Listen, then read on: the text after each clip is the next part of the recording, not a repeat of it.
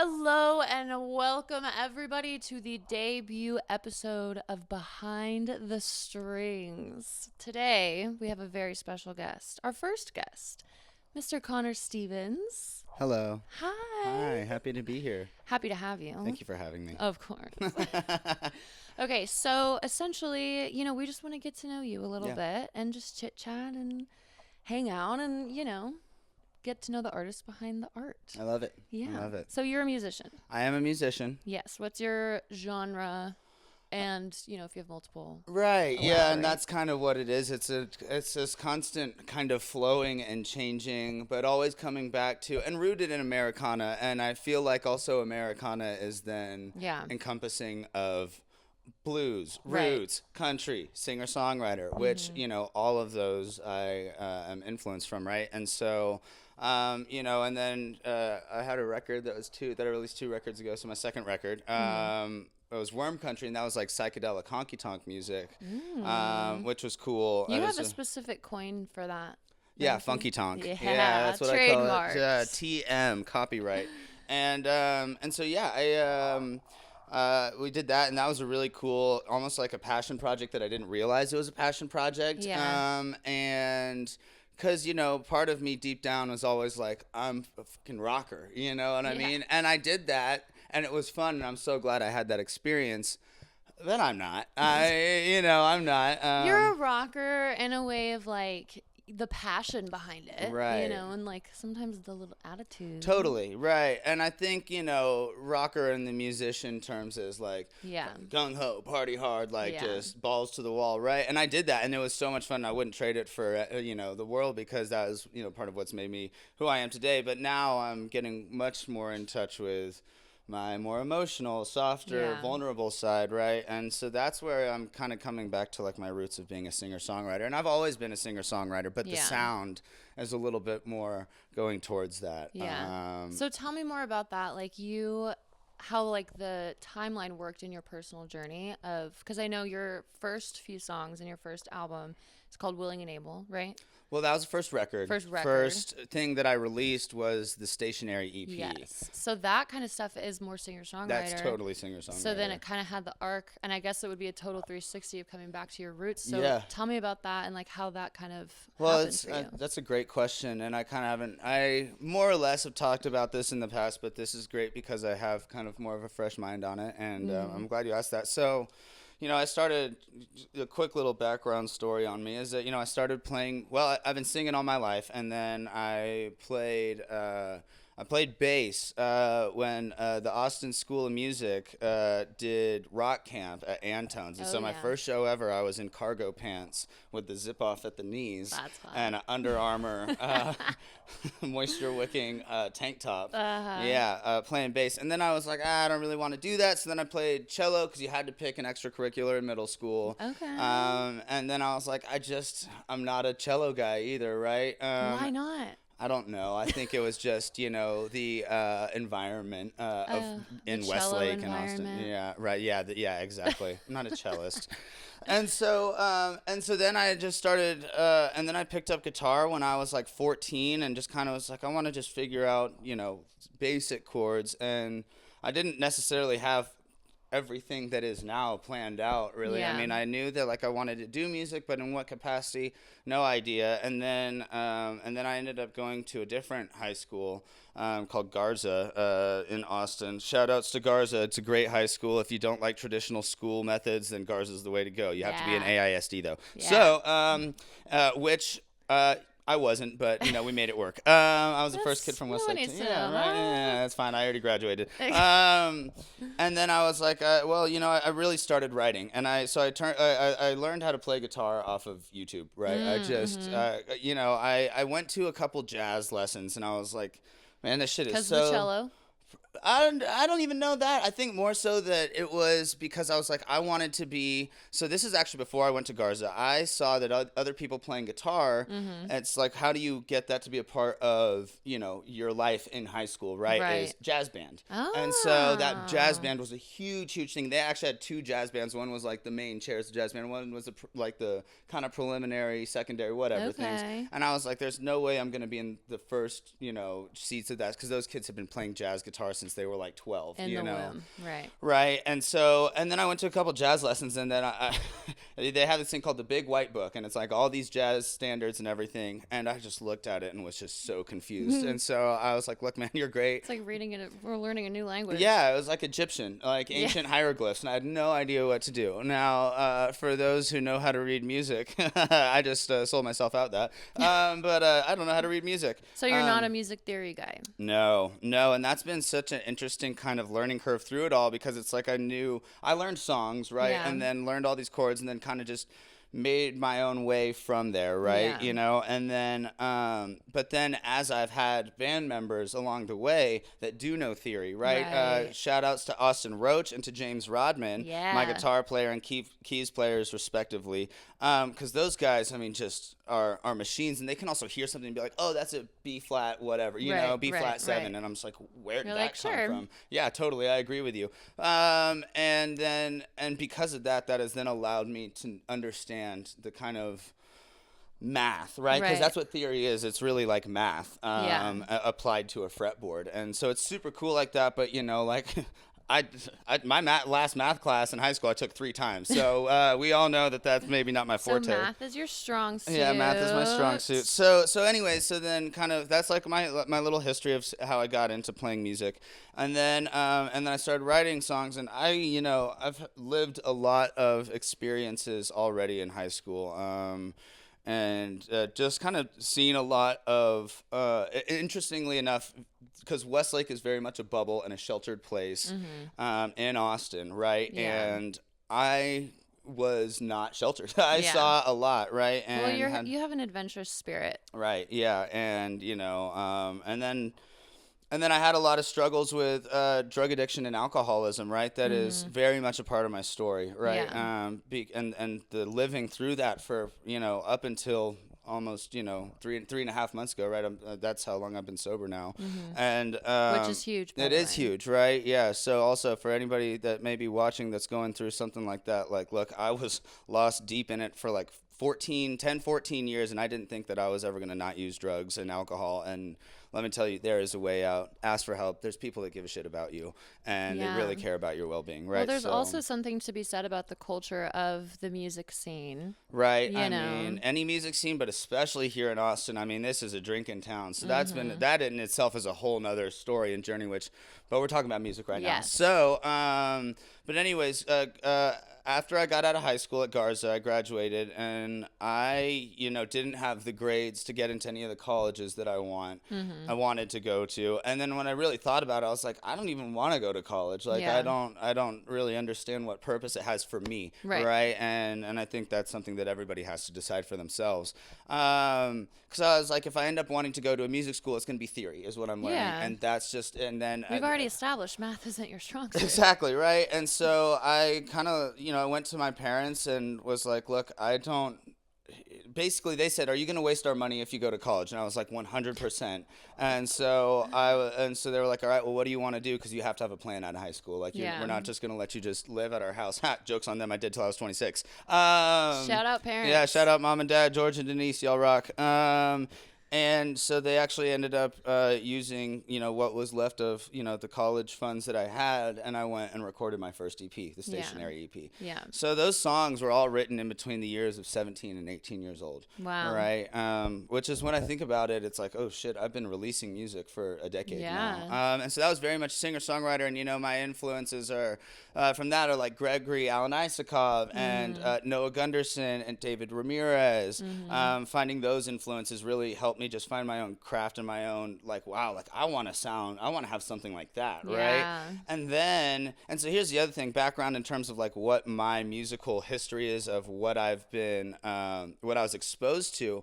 My dad went to a school in Dallas called Thomas Jefferson High School, and it was not a white high school, let's say that. And so all of his best friends were black, right? And what's so cool is that is the music that I was raised on, is black music, soul, funk, rhythm and blues, right? And that so much shaped like what you hear today. And when you talk about like, wow, he's so expressive, it's like that's what I was raised on, right? And it's so cool because then turned about like, I don't even know, because the Willing and Able album, time flies, but I want to say like turned like 23 3 or so, and then I was just started listening to country music, and so then Chris Stapleton, Sturgill Simpson, Tyler Childers, right? Those people who really kind of brought country back to the forefront, shaped me, allowed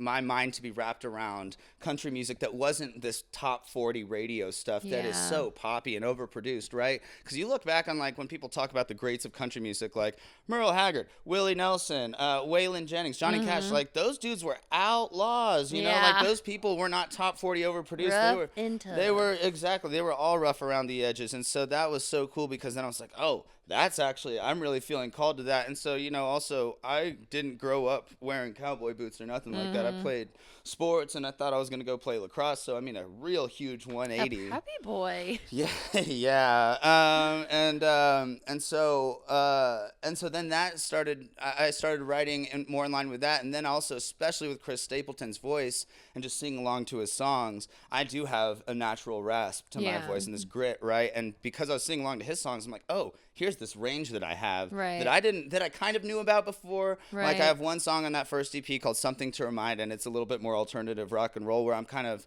hitting that range and that register. And then Willing and Able really allowed me to kind of just experiment with country music, right? And that record I actually...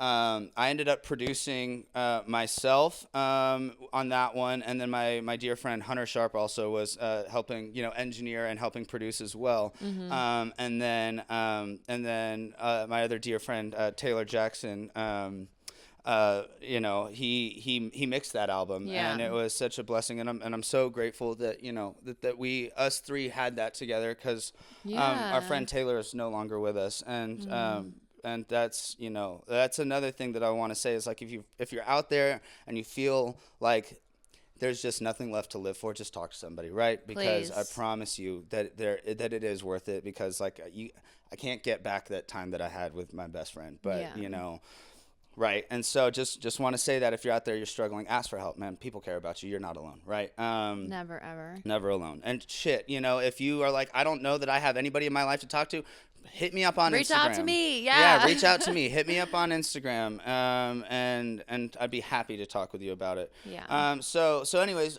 Willing and Able, that record happens. Super, super cool. Just the way that. Also, shout out to Dallas and River Sharp. They let me use the studio that they built inside their home, and what an incredible blessing to be able to have access to premium, the top of the line recording technology and equipment, just for a kid who was just trying to just see what it's all about. And so thank you, Dallas and River, and really the whole Sharp family. All have been there through so much, and have supported me in ways that I just can't fathom. So grateful. And took a chance on a poor boy. Exactly, right? Yeah, and it's such a blessing.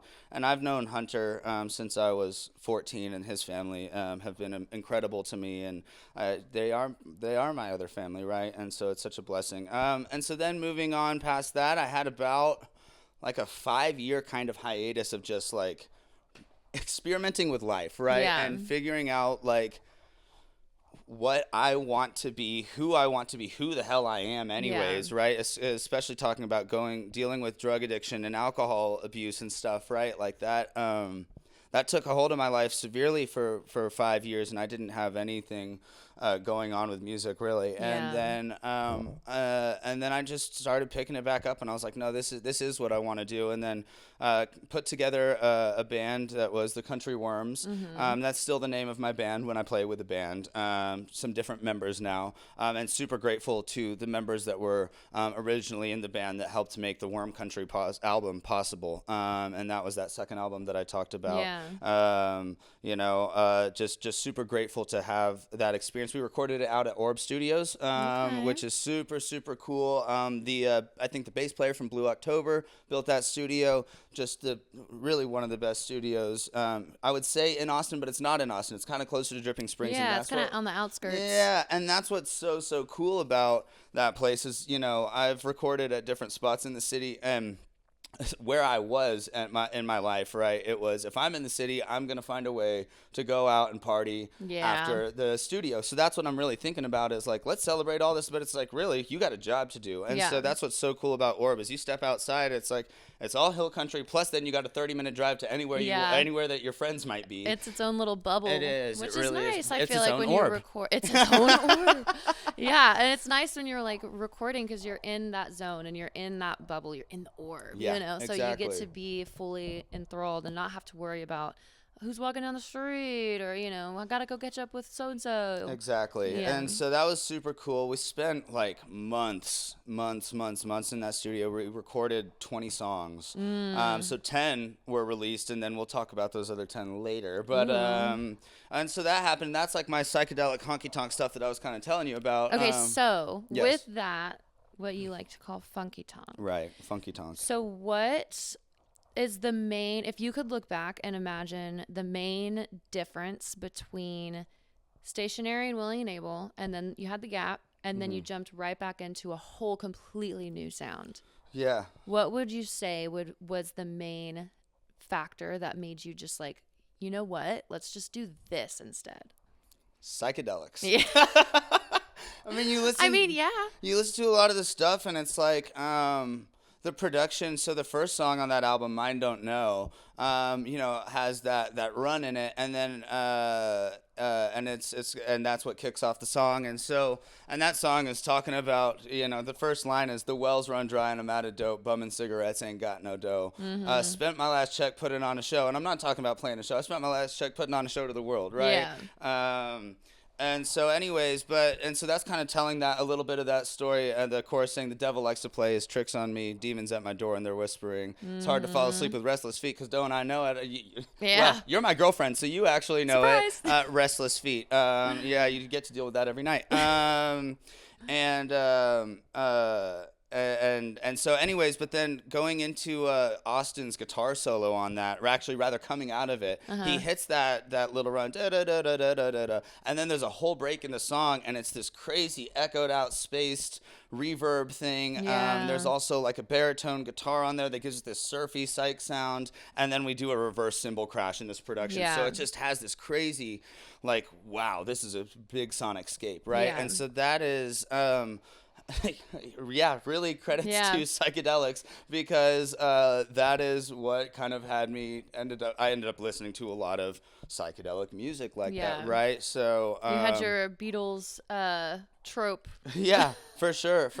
And so that's kind of how that was all bred. And it's like, and it's interesting because like the songs that you hear, those 10 songs, they all flow together. So they kind of, and then like I said, we'll talk about those other 10 songs, but they are not necessarily in the same conjecture as in conjecture with the other 10 songs, right? And so but yeah, like I said, we'll talk about that. And so yeah, I mean, it was just a really cool just experience to be able to make that record, and to also say that I did, right? Because also the other thing about that record was something I've never done before. There was like 40 people on that album. Yeah. Like in terms of accordion, harmonica, pedal steel, dobro, all the backup choirs, fiddle, right? I mean, and there's, I mean, it's what big brass, right? I mean, there is so many sections that, I mean, even now I'm just like, what was all on there? Right? And so there was a rain stick, right? And so that was so cool to just put a community of like, between like 30 and 40 people, put a community of these awesome musicians together to just make this awesome project, right? Which is incredible. It's so incredible. And so, and I know we said we wouldn't talk about it, but just a little bit, is I did have a little bit of guilt of not releasing all 20 songs immediately, right? But it was also kind of like,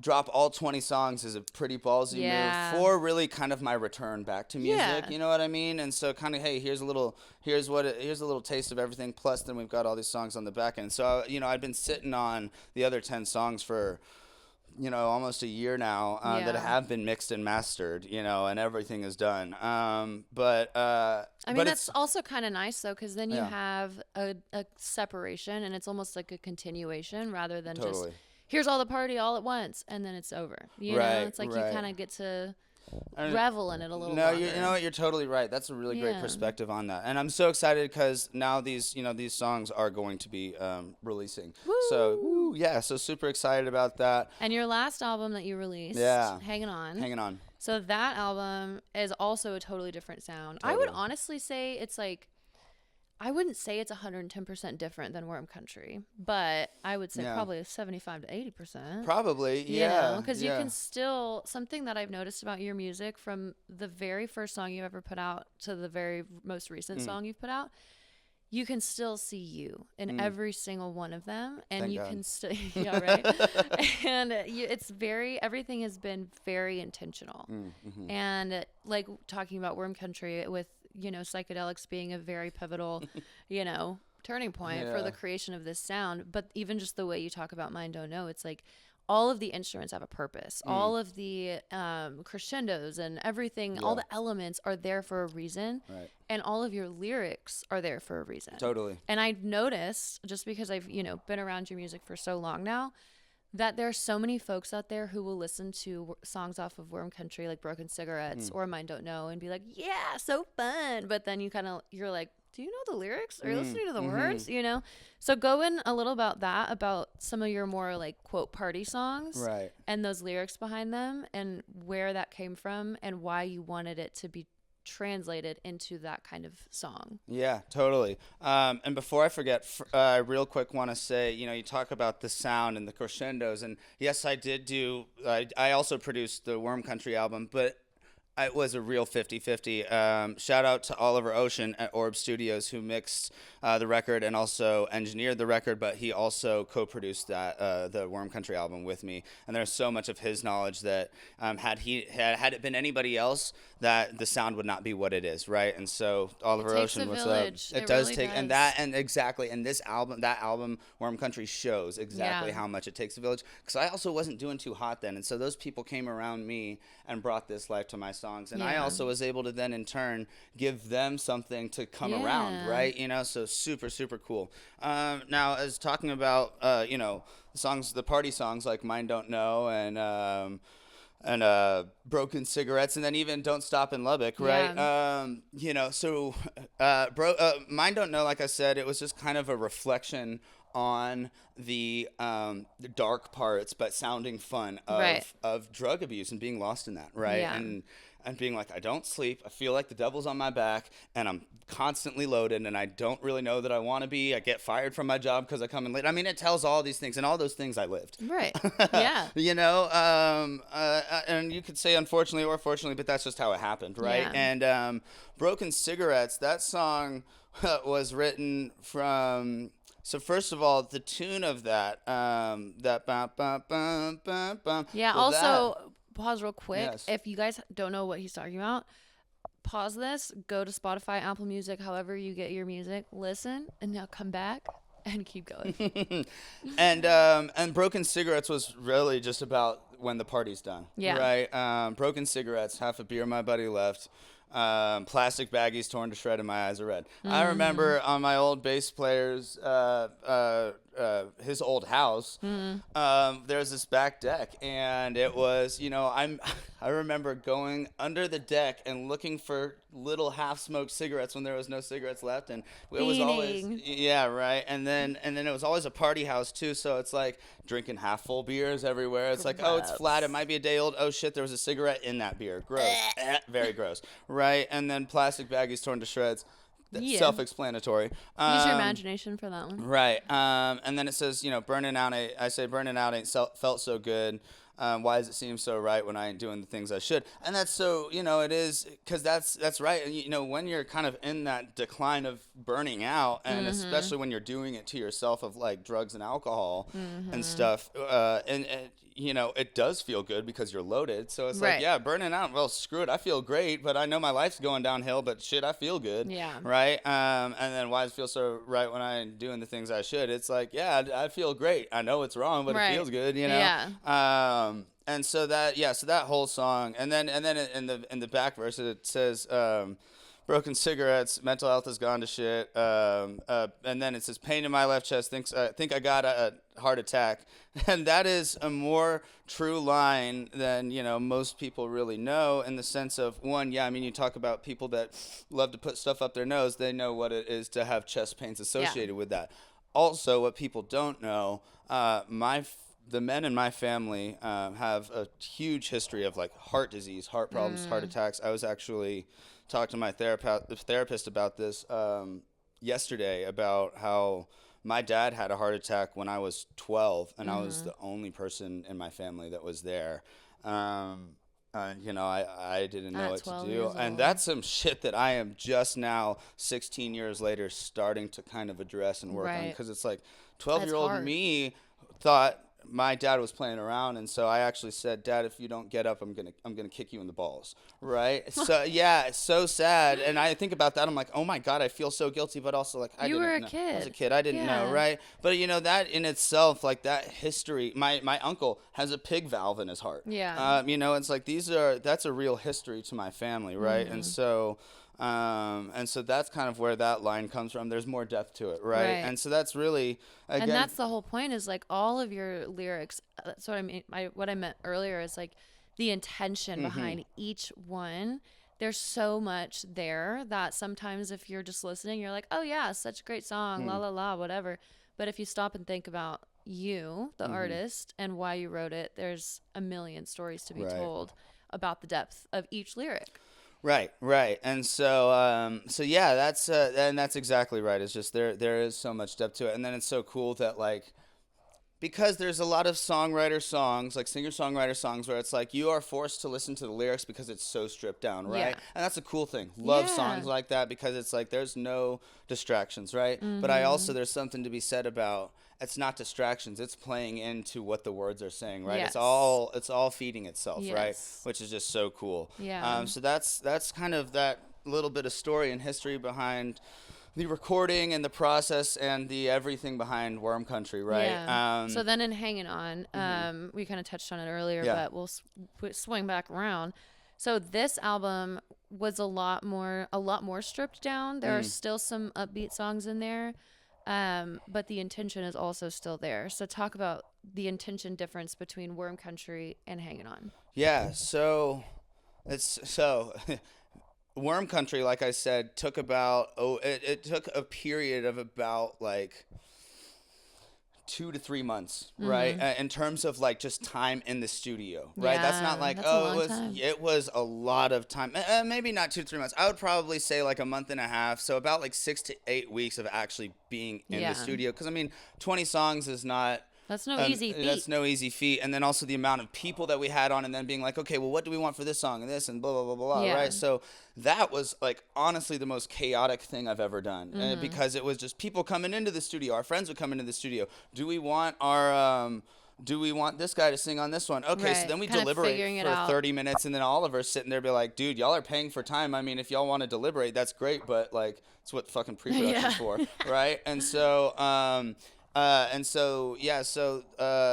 that's a real big difference between that, because when we went to Gladewater to record at KSIJ Studios with Chad Malden, shout outs to Chad Malden, mixed, mastered, produced that record, and then I helped co-produce, had a little bit of say in there. But that record, we went into it and it was done in 5 days. 4 or 5 days. You were there. Yeah, probably. That sounds right. I think it was 4. I think 5 was the cushion day. 5 was a cushion day that we just did some backup vocals, right? So every single day the construction of it was just moving so quickly. And that's not got anything to do so much with who was mixing the record and who was engineering it. I mean, part of it is, right, because Chad is on a very, very strict schedule. He's like, this is how I do it, he's just a professional. Dude, I mean, he's been in the business for like 30 years. If that number's wrong, sorry, Chad. But not to age you there. Right, yeah. No, but he's been doing it all his life, right? Oliver, on the other hand, I think was 24 when we recorded that album. Just a bunch of kids making music. And also, I mean, for 24 years old, what the hell? Amazing fucking record, you know? And then, so then with Chad, I mean, I had done all this pre-production, but then it was interesting because it wasn't the same band. different bass player, same drummer, but then pedal steel was different. My keys player James couldn't make it out there in time, and I was like, well, this is what the deadline. These dates aren't changing, right? So James didn't make it, so we had an organist who came in and played. And so actually played bass on that was Chad's son, Jackson Malden. Shout out to Jackson Malden. He plays with Jacob Stelly Band. Phenomenal bass player, incredible dude. Yeah, Jacob Stelly Band, great dudes in that band. I love those guys. But yeah, so anyways, we go into Gladewater, and it's just like moving, and Austin wasn't even there the whole time. Yeah, he was there. He had one day that he came in, knocked out everything. That was that. Yeah. And then it was also wild because it was done in 5 days. That meant that the organ, I had everything except for pedal steel, but then I also didn't really have any mixes or anything that was like, hey, this is what I'm sending you home with. It was kind of like, trust me, dude. Yeah. And I was like, okay. And I did, and I'm so glad I did. I mean, I also didn't have an option, but that's what I signed up for, and I really didn't. I wanted to kind of give that creative control. Well, also just like Chad, when you meet this guy, you immediately trust him with your life. So you're just like, okay, whatever you say. He's also gonna point out some maybe not your favorite qualities about you immediately just to dig on you and break the ice. And it's honestly, I love that because, he's just messing with me and I'm messing with him. And I'm like, damn, we are just going at each other's throats. And this is the first day that we've actually met in person. Nice to meet you. Yeah, right. Or well, the first day that we're working together because we went and checked it out. Right. But you know what I mean? And so first day, all professional. We're meeting each other. Once that contract was signed, he's like, you get the real me. And I loved it. It was awesome. Yeah. But talking about, intentionality and just the difference in sound and talking about the stripped down, so it's still it's a produced record, right? Yeah. And it has that radio quality sound, right? But you talk about why does it feel more stripped down? Because Chad, you talk about intention and space. That dude loves to have space in there, and it's awesome. Yeah. Right? Hearing the way that he mixed these and just arranged all these things on the back and the different tracks to work together. And it's cool because so Worm Country, and there's something to be said, it's I liked the chaos of it. Yeah. I wanted to have chaos in the sound. I mean, that was also part of the message. That was part of the message, yeah. It's controlled chaos, sometimes not very controlled, but there's chaos, right? Yeah. Whereas this record, I was like, I want this to be not chaotic. Right. I lived the chaos for a very long time, recorded in chaos for a long time. That was stressful as hell. Yeah. Like I said, I wouldn't trade it for anything. I would never do that. The way Worm Country was recorded, I would never do that again. It was so much. It was so stressful. And you learn. I learned, but right, process. And that's what I'm saying. It's like I wouldn't do it again, but I also you wouldn't trade it for anything. I wouldn't trade it for anything. Are you kidding me? The songs are amazing. The experience was amazing, right? All that.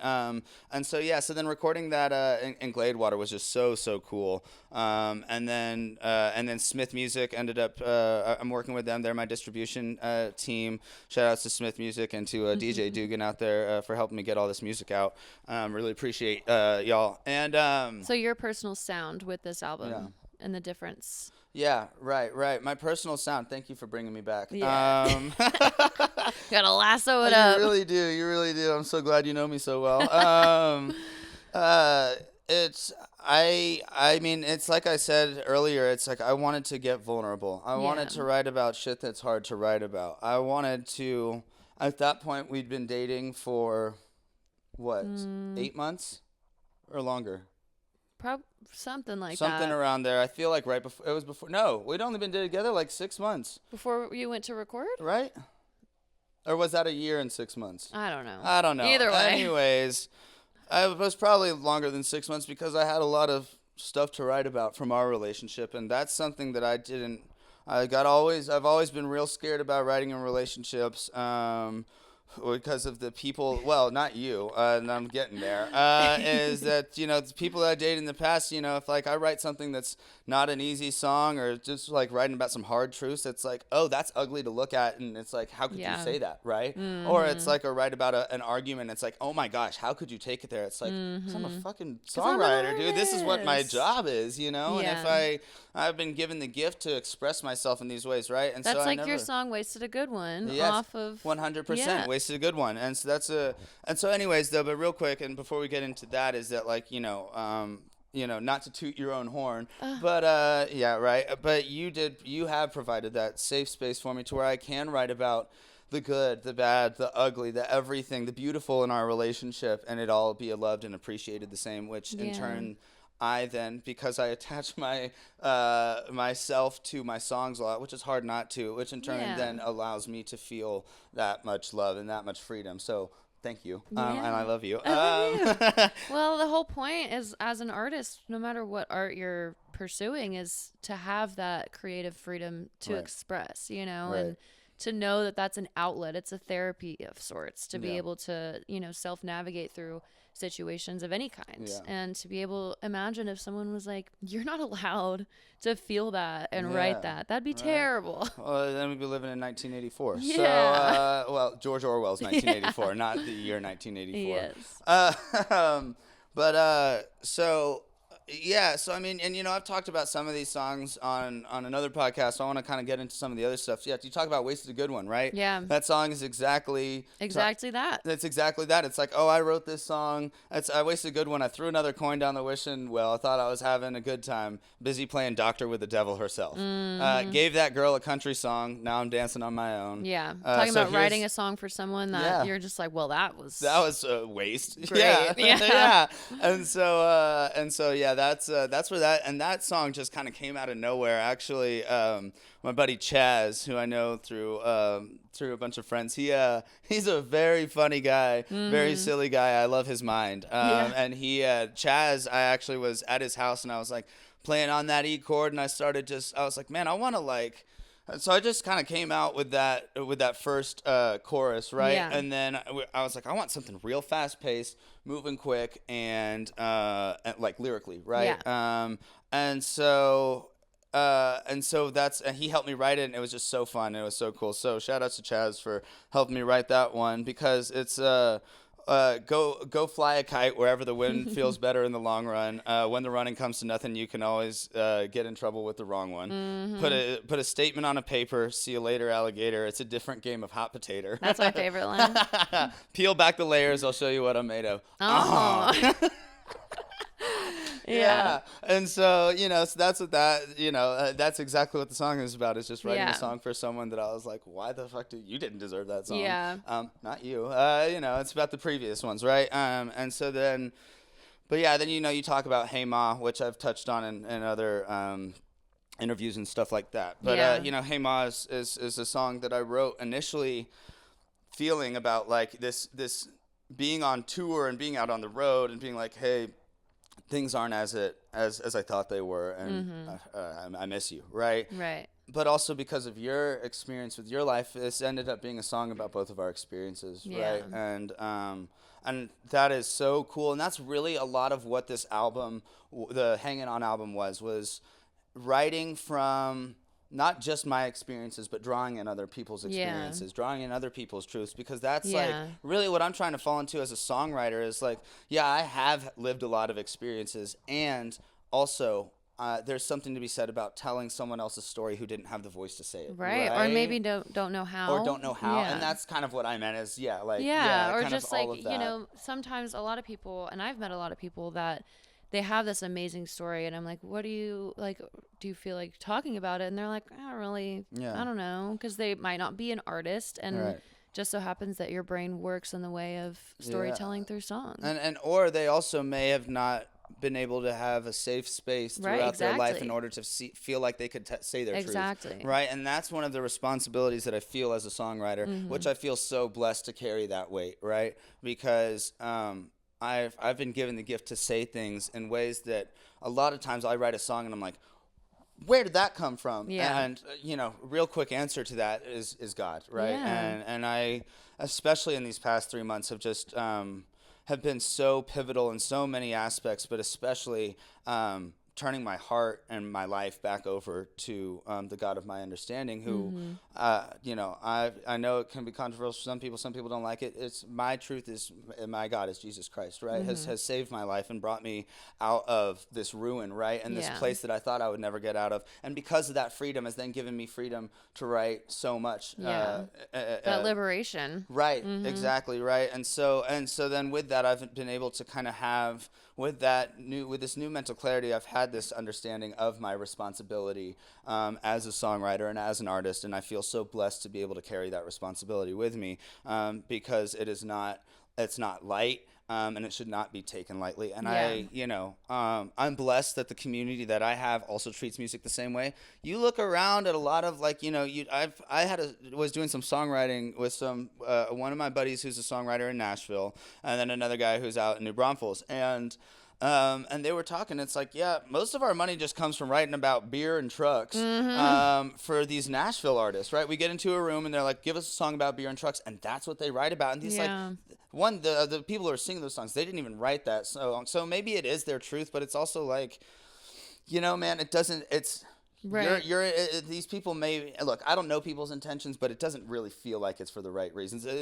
Maybe their reasoning is I want to get rich and famous, and for them that is the right reason. Great, Yeah. awesome To for each them. their own. To each their own. For me, my reason is because I have something to share with the world, and I'm not going to sell that out. Yeah. For some fucking money, Yeah. and that's why I've. Well, because at the end of the day, you can't put a price on your gift.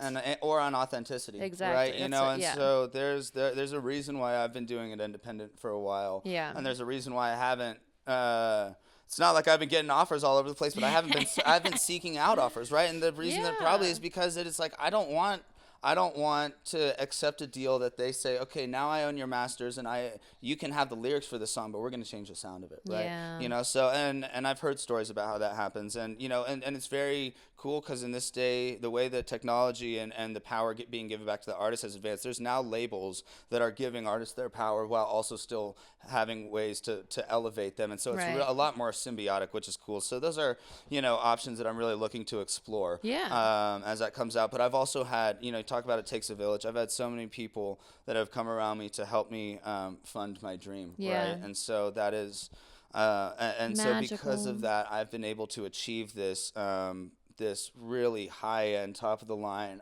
sound for being a guy who's more or less a poor kid, right? And and so I just feel so incredibly blessed and honored to have so much support, both financially, emotionally, spiritually, mentally around me. Well, it doesn't matter how much money is thrown at you if you don't have that emotional and mental support from your community and the people that you trust.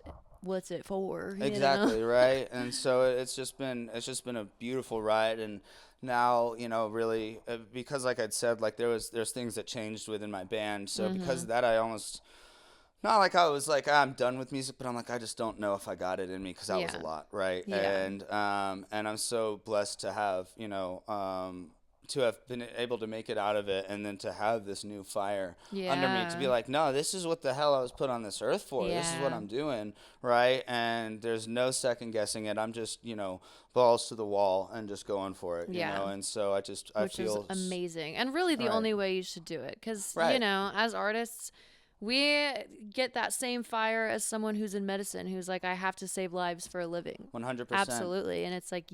I mean, there's songs that have saved my life. Yeah, exactly. No joke. There were songs where I was standing on a ledge, right? And, that song ended up, and I couldn't even name it right now because I've had so many times where that's happened, where I felt like I couldn't go on, and I heard a song that changed my life. Yeah. And felt like that I felt the power that I might just be able to make it through. And that's what music does for people. Right. And especially your music. And that is my, music is medicine. And so it is my medicine. I know it's other people's medicine. So let me be a doctor then. So what prescription are you going to write next? Well, so what prescriptions I've got coming out?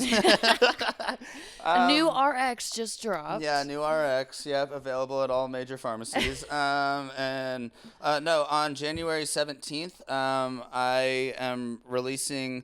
I'm beginning to release those songs from the Worm Country album, the other half, right? Yeah. And so the half that I'm releasing, it's going to be 3 songs. And they're a little bit more bluegrass, acoustic, stripped down feel. Yeah, some accordion, some dobro, some mandolin and fiddle. Dobro. Yep, exactly. And John Grossman, Ruby Jane, Bishop Lyons, Sam Norris. Those 4 cats really just played the shit out of these songs. And so anyways, Drifter is a song that people have been waiting on for a while, and I keep getting since this song was recorded a year and a half ago or whatever, I've been getting constant messages like, when it's going to come out? And I'm like, when it comes out. And everybody's like, boo. And so it's finally coming out. So yes, on January 17th, Save be the date releasing. and Save the date. the pre-save link. Yeah, pre-save link. It's in my it's in the link in my bio. So go ahead and add that thing, and then on Valentine's Day, my little Valentine's gift to the world. I will be releasing the EP of that. So it's Drifter, song called "Down to the River," which has not been released, but once I did a little recording with a group, THC Provisions, and they did a live performance of that. So that was cool. So y'all have gotten a little taste. That sound, the song that you'll be hearing, has nothing like the arrangement. And that's what's really cool is over the years how these over the year how the arrangement of these. It's about 2 years now. How the arrangements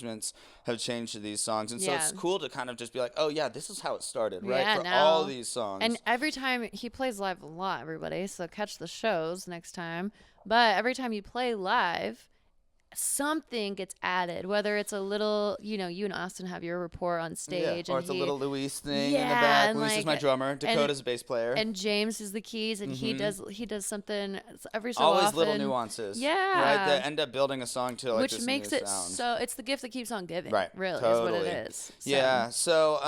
Then that EP drops on Valentine's Day, so that's going to be Drifter, Down to the River, and then Change of My Behavior. Change of My Behavior, I recorded I recorded it solo with my man Corey from White Buffalo Room. Shout outs to Corey, Boot Daddy, great dude. But yeah, so it's really, and actually Drifter was recorded with the guys from Austin's Artist Spotlight. So I actually have 3 live performances. Teasers. Yeah, I have teasers of actually all these songs out, and those teasers also sound, the chord structure and everything is the same. I'm singing the same melodies, but they're totally different sounds. So that's really cool to be able to have those out there, and then to now bring it back to, hey, this is how it was recorded. Yeah. So that's going to be out on 2/14, Valentine's Day.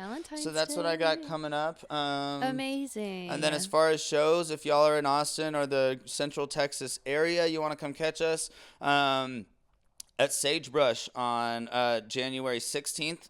Me and the band will be playing at 8 p.m. And then, as you may recall, the 17th is when Drifter is releasing, so that Friday. So then Saturday, the 18th of January, me and the band will be playing the single release show at Saxon Pub. Amazing. Love that place. Shout out to Saxon Pub. I mean, I grew up here in Austin just dreaming of it, and honestly thought it was kind of a pipe dream.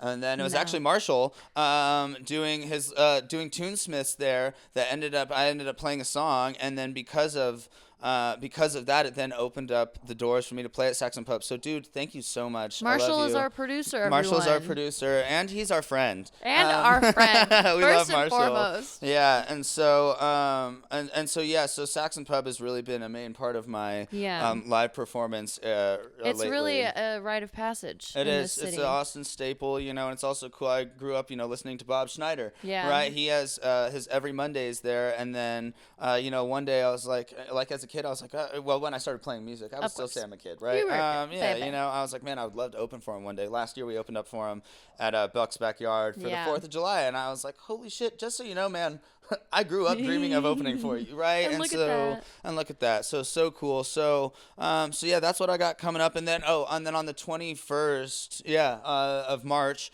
Me and the band will be playing the outside stage at Rodeo Austin. So if you're coming in town for the rodeo, get booted up because we're doing that thing. And honestly, the best way to make sure that you're keeping in view of Connor's success, follow him on Instagram, everybody, at Connor Stevens Music. He posts shows that he's going to play, content behind the scenes from his life, little snippets of teasers of songs. I wonder who makes those videos. And me, of course. Yeah. So definitely go follow him, because sometimes shows be popping up like, random show here and there, and you don't want to miss it, because seeing this man live, him and his guitar, him and his band, there ain't nothing like it. So go follow him, and then also on Spotify, Apple Music, and YouTube. And YouTube, I'm, working on some videos. I got a notification the other day that I got 1 new subscriber. Yeah. So what's up? Thank you to whoever the hell that was. I think I now have 2 subscribers. Woo! So maybe more if but that's cool. I'm working on getting more videos out for YouTube. But yeah, just stay in well. touch, stay involved, and there is the best part of music, and I'll project onto you for a second. Come on now. Is that, he writes all this beautiful music, and the feedback is amazing, and there's just the support, and everybody's always like, how do I support an artist friend? Well, show up. Tip the band. Tip the band, you know, like even if you can't financially support, just show up with your heart, with an open heart, open mind, open ears, and doing that, coming to shows. He's got a lot of ticketed shows, but he also has a lot of free shows. So just show up. Yep. That's the best way to support your music friends, your artist friends. That's exactly right. So yeah, do you have any other little tidbits of knowledge? You want to spit a random fact of knowledge at our listeners? Oh shit. Putting you on the spot here. Gosh, I mean, this man is full of random facts. I am full of random facts. I mean, like, well, let's talk about what I was telling everybody about when I walked in. I quit drinking coffee recently and got onto the adrenal cocktail wave, which is, I mean, you can buy vitamin C powder, but that shit's expensive, and I'm a working musician, so we buy Minute Maid orange juice, coconut water, and then collagen powder, types 1 and type 3, but it can't be vegan because it needs to be made from real animal parts. Cowhide and bovine and stuff like that. And anyways, it ends up giving you energy on a cellular level, which is just super, super cool because I was always a huge coffee head, and then I switched over to yerba mate. Then I read that if you drink a bunch of, like, more than one yerba mate a day, it actually has enough carcinogens that could potentially give you cancer over time. Ruh-roh. Which blew my mind. I'm surprised that had never come out before because I used to drink like 4 of those a day. Oh, I know. I know you know. And I also just used to be so hopped up on caffeine. So now I do that, and as you can see probably and hear, I have energy. I talk fast, and I didn't have to take anything except for some natural shit today. And that's what we love. And that's what we love, right? But getting back to my health and wellness, and I think that's a big movement of just what's happening in the world. People are recognizing the importance of taking care of your body and longevity, and that people want to be around. And I think that with that also is breeding a little bit more positivity in the world. And that's, again, bringing it all back. Like, that's really what I'm hoping to do here. Is spread a message of hope and positivity in whatever way it is. You heard it here first, folks. This was Connor Stevens on our debut episode of Behind the Strings. And yeah, moral of the story, y'all, be nice to yourself in every way, shape, and form that means, you know, and just go through life with intention and listen to Connor Stevens. All right. We'll see you next week. Bye-bye. Thank you. Love you.